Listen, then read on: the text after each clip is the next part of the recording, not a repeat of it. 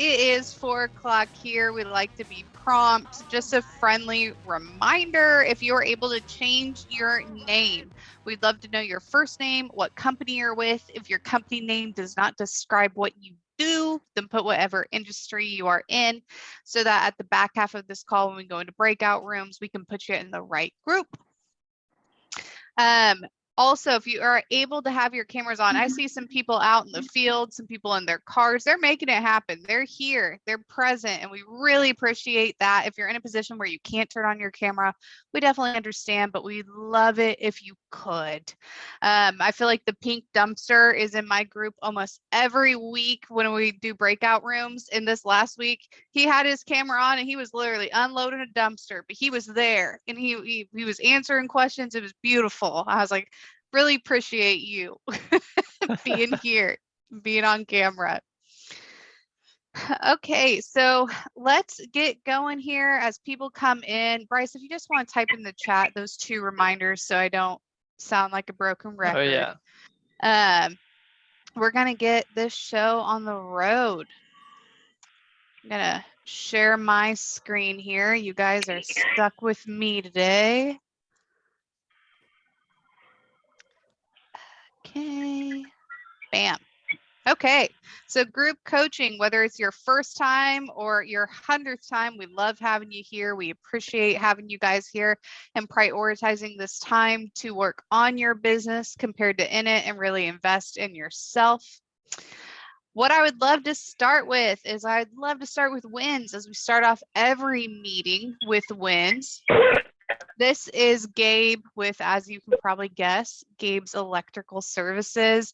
They moved out of their home office into a warehouse this year, and this is the sign outside of their warehouse. And so that is a huge win for them. They've also experienced a significant amount of revenue growth this past year, even with the same team, which is huge. And so I wanted to kick off this meeting with that win from Gabe's Electrical, but if anybody has a win, we celebrate them large or small. We'd love for you to unmute and tell us the good news. What's been happening? Shatoya, I see your hand up. Tell us what's happening. Sorry, hold on, Kevin's I was just gonna say that yesterday when we met with Bryce, I think it was a great meeting, as well as he helped us. Me and Kevin's been meeting more daily in the morning times, but didn't really have an agenda that we were going over. It was just kind of like whatever we needed to work on. So Bryce actually helped us come up with a agenda for us to do so, and we did that this morning for the first time. So it was a better strategy of what exactly was what we were going to go over for the day. Yes, love that, especially when you're spouses. You know, it's hard to stay focused in that meeting when you talk life, you talk everything together. And so that agenda, love that. Any other wins coming on in here? I'm gonna just start picking on people. Preston, I see you're driving here. Do you have any wins for us? What's good? What's happening?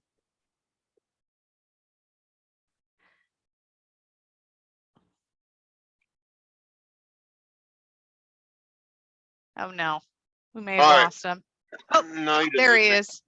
Yeah, I mean, it's a busier, definitely a busier January than normal. That's a blessing. Yeah. But we've had some sudden staff changes. We've hired 2 new salespeople for the year, and from very, very big companies, and brought in a different office manager, and yeah, I mean, we'll talk about that later, but yeah, that's good news. Yes. It's a little nerve-wracking, but yeah. It always is. Yeah. Well, big things going into 2023. We're thrilled to hear that it's been a busier, in a historically slow season, and we're even bringing on staff. That's huge. So appreciate you, Saren. Fletcher, I see your hand up. Are you able to unmute? Yes, sorry, I was putting on boots. I'm new to the group. Sorry, I'm new to the group. So I haven't been with Redmond Growth for more than 30 days. But today I did my first group interview and had 3 out of 5 people show up. That is And great. yeah, I know, right? 3 out of 5 people show up, and we've out of those 3, we've got a promising 1 candidate. So we'll be doing it again next week, and That's doing another career fair huge. next Wednesday. So looking to grow our Love staff, and it's working that. for us. So thank you. The city of Love Chicago that. is holding this. Well, I'll say this as the person at Redmond Growth who I think has done the most group interviews out of our whole staff. That is really great odds, having 3 out of 5 and then having 1 viable. It's not going to happen like that every week. Let me set that expectation, but we're thrilled to hear that and that you're committed to the process. Joey, I see your hand up. Are you able to unmute and tell us what's going on? Oh yeah, can you hear me? We can. Okay, sorry, we're out here in the middle of nowhere. I didn't know if I was going to have enough cell service actually to get on. We're actually really new with Redmond. I think our first meeting with Bryce was Tuesday. Okay. So we're like fresh. That's right. We're just happy to be a part of it. You know, we're starting to implement, some of the stuff that we went over on with Bryce as far as our meeting agendas and stuff, and we're starting to get those reviews and stuff like that out there and in, because for us being a new company, that's our name out there. We've been in since September. We hired our first. Well, there was 2 of us, and we just hired our first employee Monday. We've started an apprentice program for the plumbers. We're registered with the Department of Labor to be able to do the apprenticeship program. So we're just looking forward to continuing our meeting with Bryce and hitting the ground running. Are great for us. We're trying to. Sky's the limit. Yes. Well, we really appreciate you being here. We're excited to have you, and appreciate you making this meeting despite being in the field and in the middle of nowhere. And just the enthusiasm will get you a long ways. That and the commitment. So thank you so much for sharing, Joey. Last but not least, I see David with CSK Cabinets raise his hand. David, what's been happening? Well, since you're my coach, Nicole, I figure I better participate in this meeting. Love it. No, it's been really good. As I've shared with Nicole, we're really excited about Profit First. We're only, I think, 2 weeks in or so, and so we have a long way to go. But a lot is happening. Just quoting wise, I think I loaded in 4 new quotes to get started on just in the last 2 days, and so yeah. Nicole said to keep selling, and I'm like, I don't think I can do any more work. So, yeah, but it's been good, and we're excited about continuing on. So. Yes. Well, David, thank you so much for sharing and being here despite being busy, but so excited about everything that you're doing and your commitment. Like I said, commitment to the program is a beautiful thing and will get you very far. So appreciate you being here and sharing. Okay, so let's get into it. What is on the agenda for today? What we're going to be talking about is rush to revenue. We wanted to do a group call about this for 2 reasons. One, we use the words rush to revenue a lot. It's kind of like a Redmond growth lingo. And I think we kind of assume that everybody knows what we mean when we say that. And so I want to kind of talk about what does that actually mean? What does that look like practically? And then also, I know that the wintertime is somewhat a little bit of a slow season for some of our clients. A lot of you guys are in the construction industry. And so we want to talk about what can you do when cash flow may be a little bit tighter than what you were used to during the summer. And so that's what we're going to be talking about. And then we're going to go into breakout rooms where you're going to be with a coach and you're going to be able to ask questions and leave with some specific actions. So let's get on into it. Let's talk about the rush to revenue. One thing that I want kind of a concept for us to carry as we learn this rush to revenue is change does not happen overnight. There's no button that's pushed to magically alter everything. There's not. I wish there was. We would love to give you guys a one trick, that's going to solve it forever. But Everything works together. There's no one thing that's going to solve your cash flow issues. There's no one thing that's going to boost your revenue. It's a lot of things working together. And so we're going to break it down. What are some immediate revenue drivers? If you're like, Nicole, I need jobs and cash now. Like I need them now. I needed them yesterday. What can I do immediately to help that situation? We're also going to talk about cutting expenses. This can tend to be a knee-jerk reaction when cash flow is tight. It can be a healthy thing. It can be a hurtful thing. We're going to talk about best practices. We're also going to talk about longevity revenue drivers. These are the things, they might not be giving you cash right there in the moment, but these are the types of activities that are going to make sure that you have cash flow throughout the entire year and you're really driving that revenue no matter what season you're in. So let's get started here. Let's get started with the basics. What are some immediate revenue drivers? How I like to the concept here is, are we doing the most with what is right in front of us? We're going to be talking about low-hanging fruit. These are things like collections. If cash flow is tight, are we doing the most to pursue our collections? I hate hearing it. Oh, well, Nicole, that account's like 2 years old. They probably just forgot. Have you tried? Go pursue it, get that money. That money is owed to you. Even come up with payment plans so that you can get some type of traction. Collections is a great way to increase that cash flow immediately. Follow-ups. This is following up with leads that were interested and maybe they didn't give you that yes or no yet. This is following up with people who have been in your pipeline previously, or even just touching base with customers that you've done work for in the past that showed some interest in something else. Follow-ups can get you jobs extremely quickly and start filling that pipeline and filling your cash flow. Email blast to customer list. The good news is if you work with Redmond Growth, we'll manage that for you. We'll even design the email. We've got best practice templates. All we need is the customer list. We'll run that for you. This is a great way to stay in front of that customer database and to really fill in the pipeline with jobs. This is what we call low-hanging fruit. These are warm leads. These are people who have used you before, who like you. Let's get in front of them, especially during this time of year where cash might be a little bit tighter than we're comfortable with. Phone calls to customer lists. Same principle with the emails, touch and base, being friendly. This is a great way to book more work when work is a little bit slower. This is a fan favorite. So I put home safety inspections here. This can also be known as upselling if you're not a service guy, if you're not a contractor. This is a way to increase ticket prices.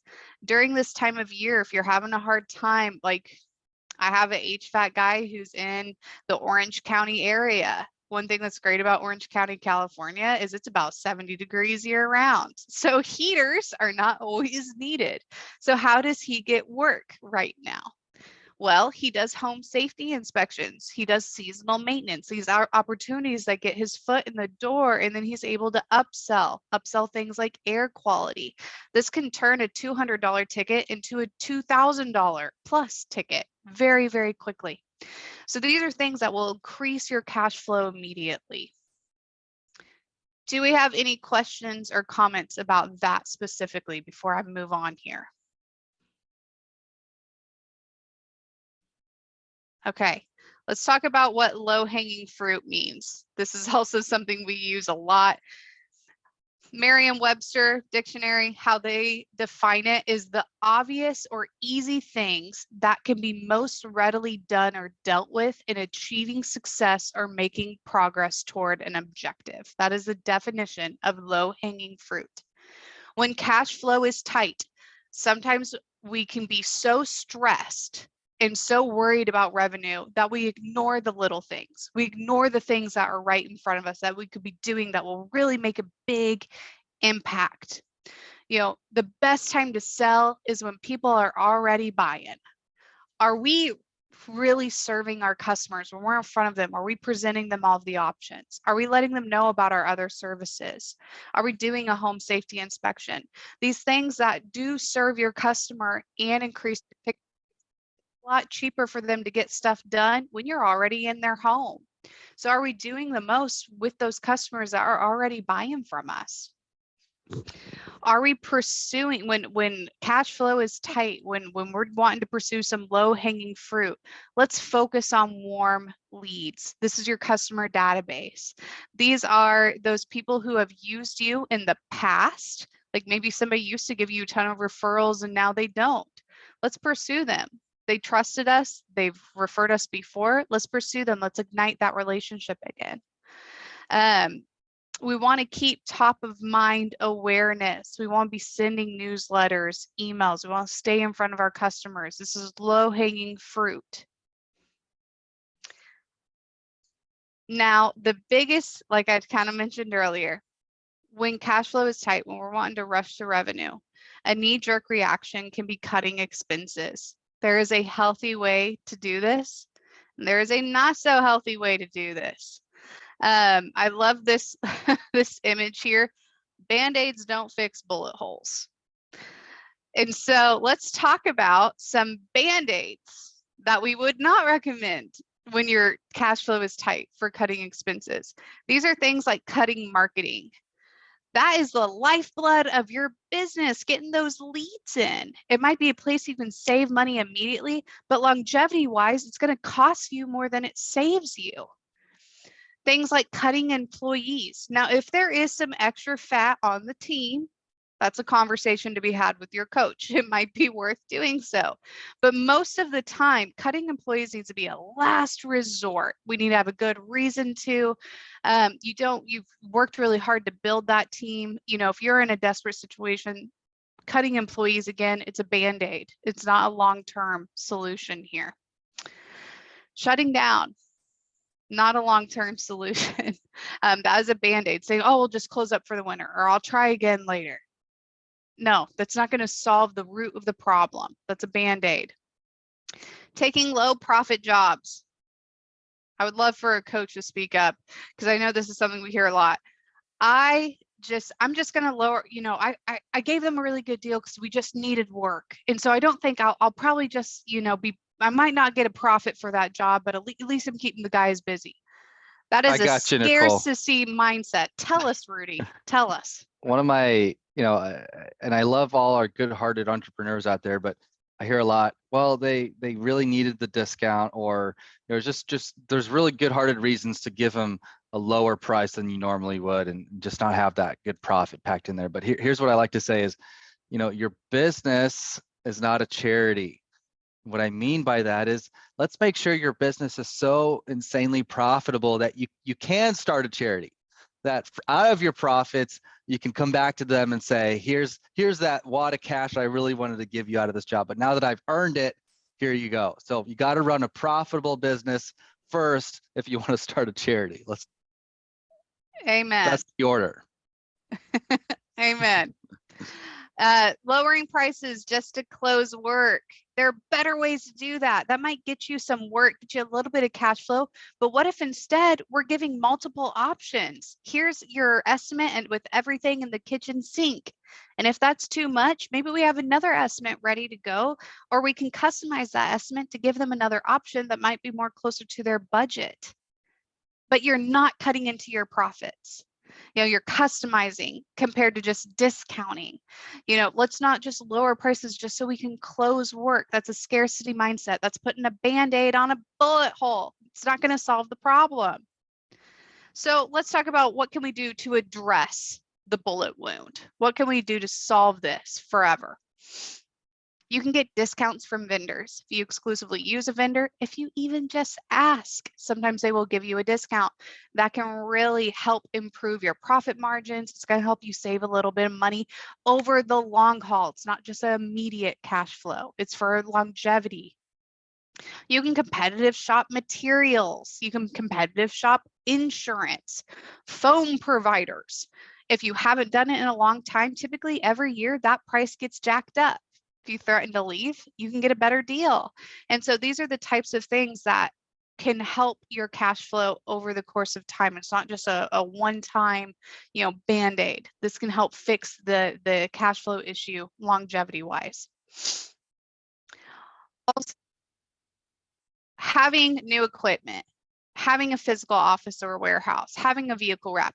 I want to emphasize, these are all great things. These are all great things, but there's a right time and there's a right place for them.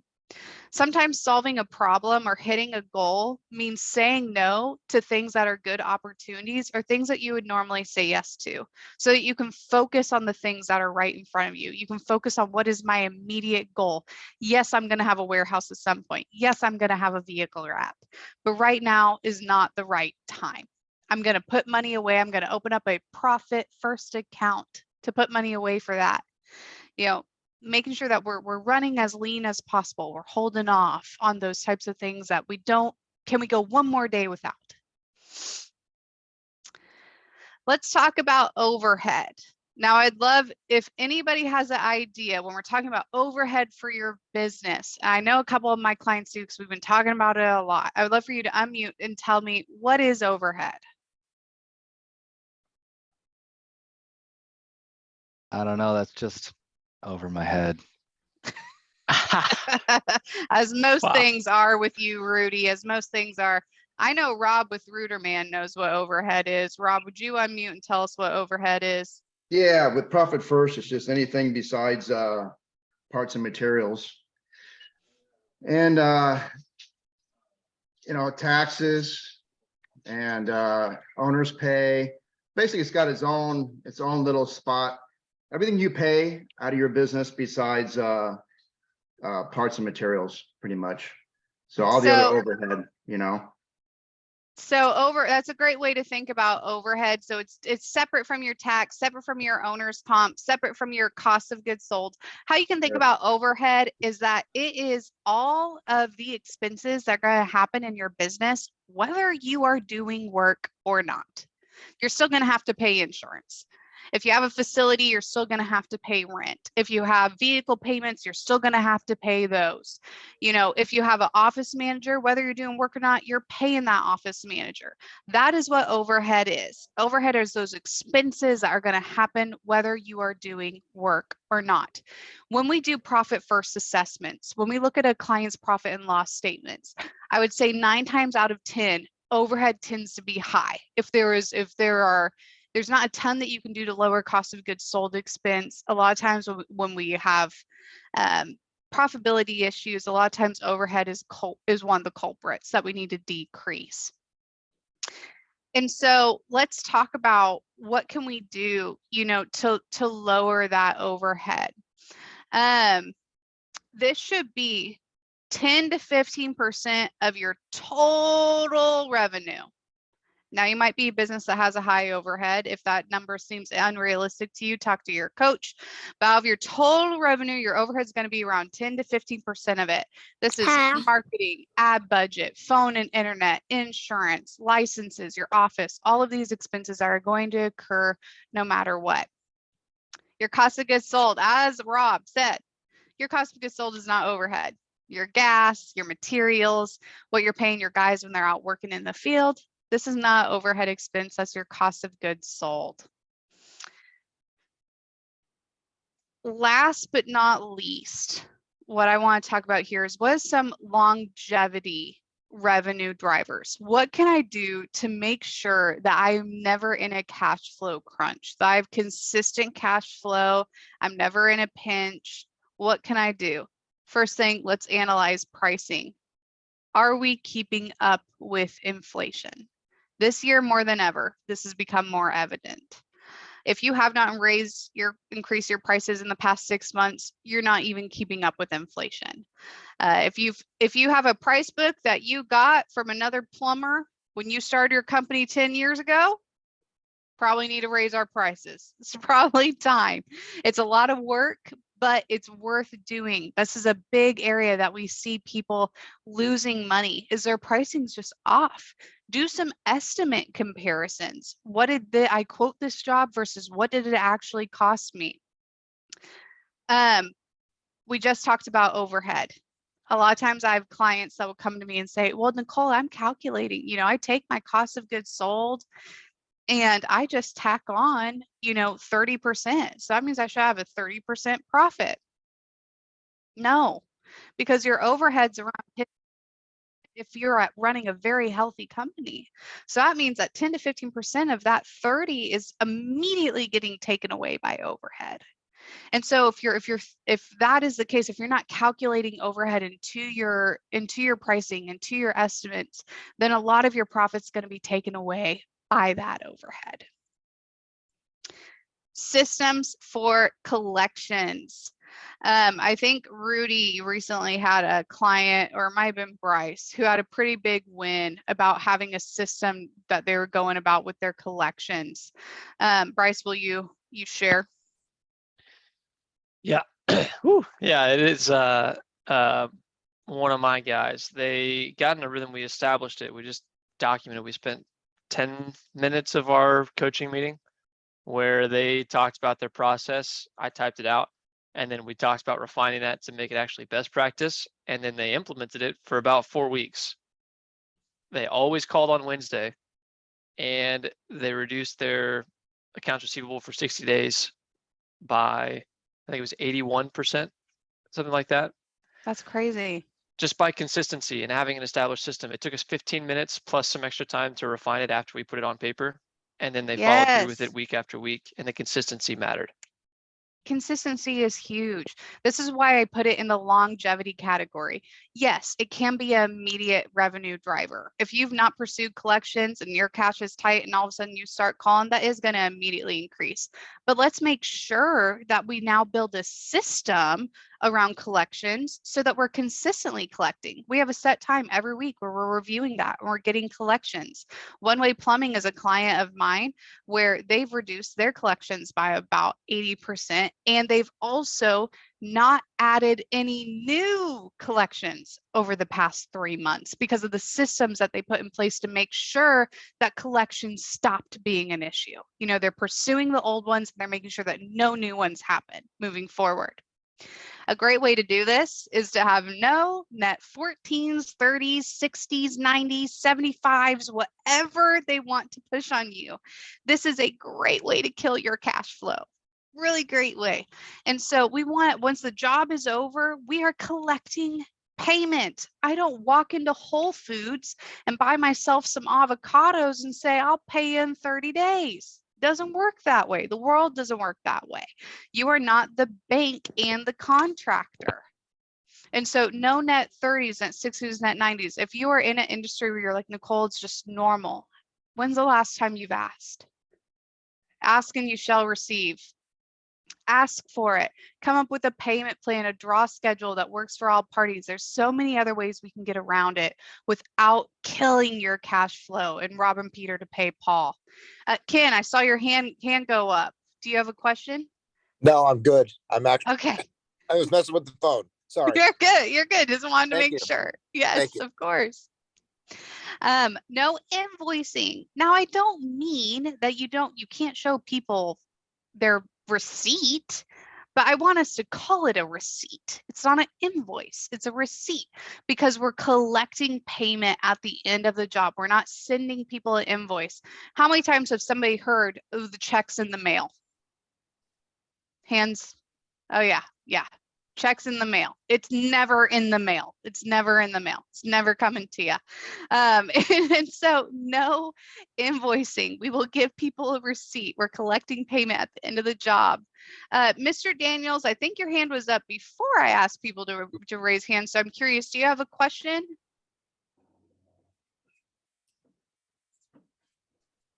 Maybe. If you do, type it in the chat or ask in your breakout room and we'll make sure to get you an answer. Financing.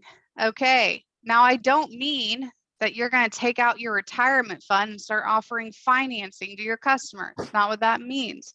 There's a lot of great services out there that will provide financing to your customers. You're just the messenger, essentially, of, hey, go through here, get signed up. They'll get you approved for financing. This can really help with your cash flow. You get paid immediately, and that financing company gets to be the collections agency. And that is their job. That is their role. Let them play it. This is huge. based on time frames instead of mile markers. I'm sure if I asked, I would have at least half of you, if not all of you, be able to tell me a story about how this year waiting on materials caused you to not get final payment until way later. Delays are going to happen. Things that are out of your control. So let's make sure that we have a payment plan set on the schedule of the job compared to mile markers of completion. That's too out of your control. It's going to really kill your cash flow and leave you having to pay guys, you know, for work they already did with your own money or money from another job. Another way to fix your longevity, to rush to revenue, increasing your average ticket prices. There's a lot of good ways to do this. Home safety inspections, doing ongoing training with your team to make sure that they have a good closing ratio, to make sure that they're pricing accurately. Having some competitiveness in the workplace. If you're a service company and you've got one van that's consistently bringing in 6,000 each week and you've got another one that's barely hitting 5, what's going on here? You know, what can we learn from that, from the guy who's consistently bringing in 6? How can we better support the guy who can't hit 5? You know, knowing those numbers, training the team accordingly. Adding another revenue stream that's easily within your wheelhouse. When COVID hit in 2020, a lot of our HVAC guys, they started offering air quality right within their wheelhouse, or duct cleaning. This isn't something that's going to cost them a ton. They're not having to go out and get new certifications. This is another revenue stream that during a slower season, like winter season, they are able to still bring in revenue. And then ongoing top of mind awareness marketing. Monthly newsletters to the customer database. We're staying in front of that customer database, staying in front of that low-hanging fruit. Maintenance agreements. This is a great way for HVAC companies to go out. You're at least seeing a customer twice a year. You're getting that foot in the door. Dream 100 is a great way. Take your 10, 15 top customers. If you have some people who consistently give you referrals, let's put together some goodie bags. Let's drop it off. Let's nurture that relationship. Let's keep that top of mind awareness. Here is a list. So you all have access to a spreadsheet that has all of our group calls of all time in it. Now, you might be a little bit intimidated by that. Where do I start? Well, your coach is going to direct you in the right direction based on what you're currently working on. You know, they're going to be able to assign you the right meeting. But I also have a list here. We're going to put this PowerPoint on that spreadsheet for you, so you're able to access this PowerPoint. With everything that I talked about today, this is all discussed in detail in these meetings right here. We've got cash flow power moves. We've got a part 2, because part 1 was so good, we had to do a part 2. We have a pricing one. We have an upselling one, cutting expenses, slow season management. If you are in need of a rush to revenue, if things are tight, watch these group calls. Ask your coach, say, hey, which one do you want me to start with? But you guys have access to these links and they're there for a reason. And so we want to share the wealth, share the knowledge. What we're going to do now is we're going to break out into breakout rooms where we're going to ask you guys some tangible questions, leave you guys with some tangible actions. And so as it pops up on your screen, you're just going to hit accept and you're going to go into the correct room. All righty.